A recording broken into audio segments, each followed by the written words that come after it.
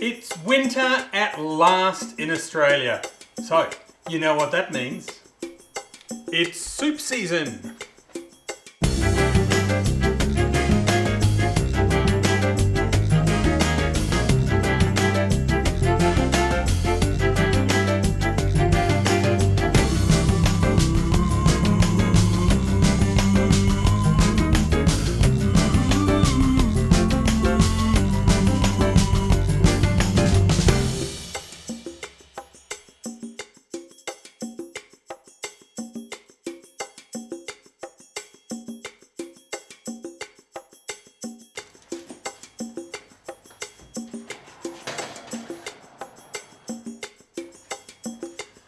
While you're waiting for that to cook, you can prepare your sprinkle.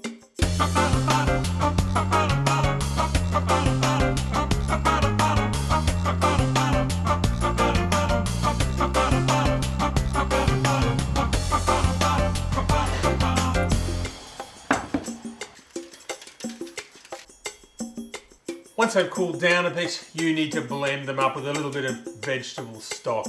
You can put it in a food processor, use one of these, but I've got a Thermomix, so I'm going to do it